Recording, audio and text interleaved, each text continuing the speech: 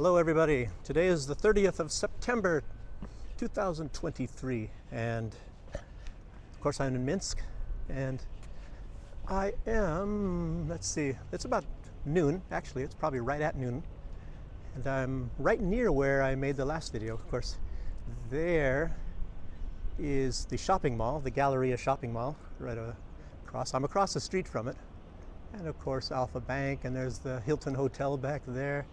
And this, I believe that's a sports stadium. I really don't know what this is. And of course, some expensive living quarters over there. And this area right here that I'm showing you, this, I'd been here before, and a lot of youth hang out here. I don't know if that's school days or probably after school they come here. Okay.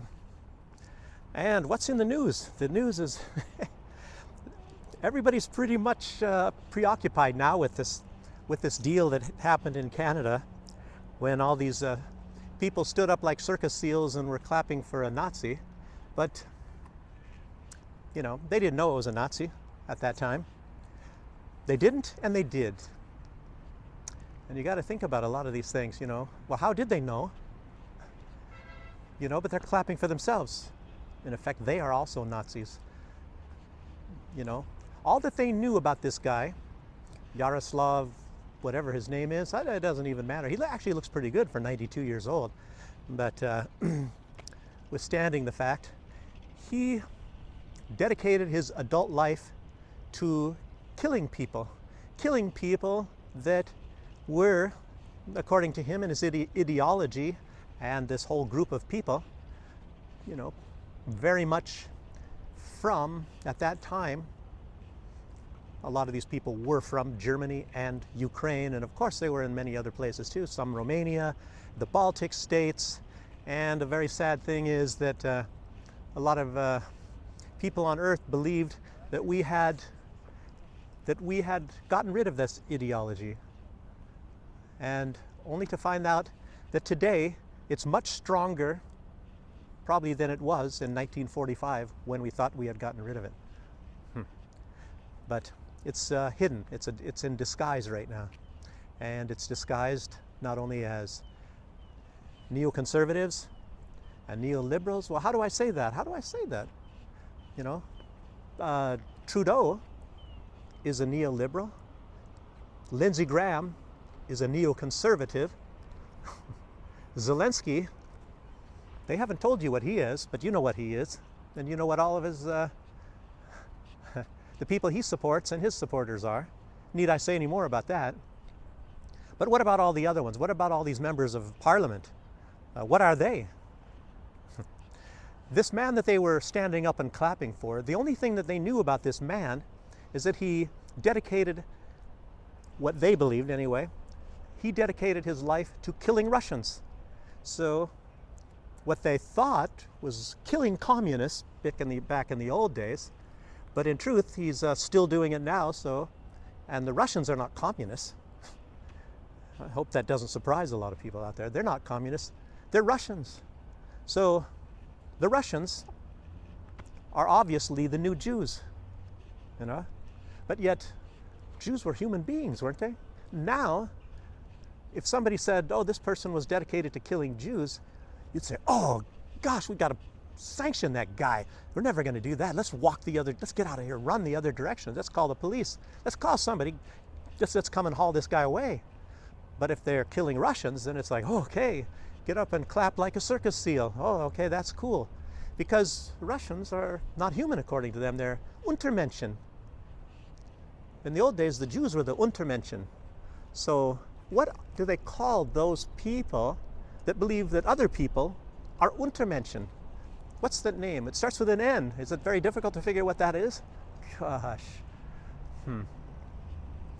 Right along with that, Danilov, who's in charge of the security services of Ukraine, he had come out, you know, as he does. We want to know what that means when you say "as long as it takes." You know, you can't be, this guy's never seen without his glasses hanging on the end of his nose, but he's like your school principal, you know. "What did you do? What did you do, young man?" So anyway, Danilov, he's coming out and asking, well, how long, what does that mean? How long? You say, as long as it takes.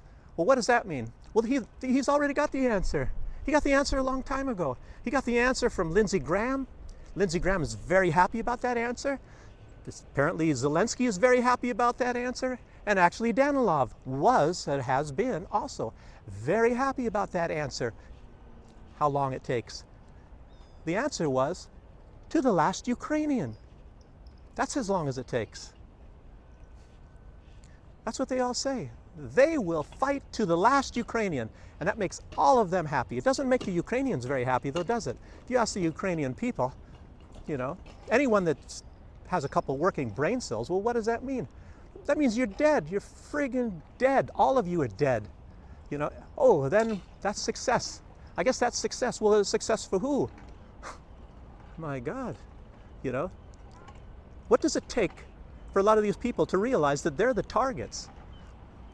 These elite people,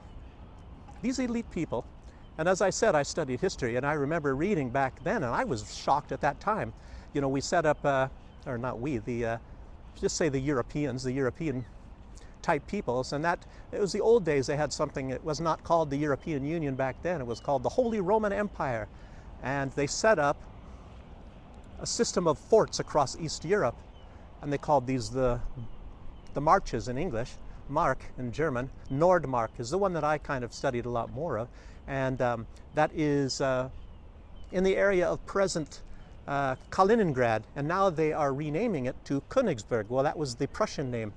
That's where actually my ancestry sort of comes from, the state of Prussia, but more off, of course, to the western side, Vorpommern, Hinterpommern, and then there's the Königsberg area. But anyway, that's a part of Russia right now, and that was all these settlements that happened after World War II. You know, they split off something and gave it to Poland, and oh boy, you know, that's a lot of the stuff that they did back in those days is what's caused the mess now.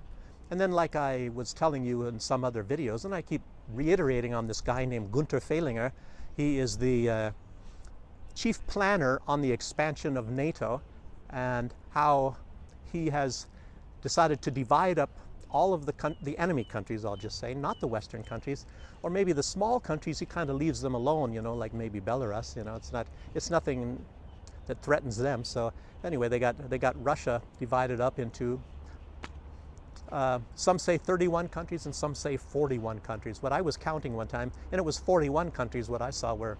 And then of course they created flags for all of these countries, you know, flags so people can rally behind this flag or whatever. And a lot of these countries, they're geared towards ethnicity, of course, and they know that's why they put flags there. They know that these people will identify with this. So when NATO is able to split these people up, get in, take care, you know, take control of all of these resources, stick them into NATO as Untermenschen countries, let's just call it that, and yeah, divide and rule. But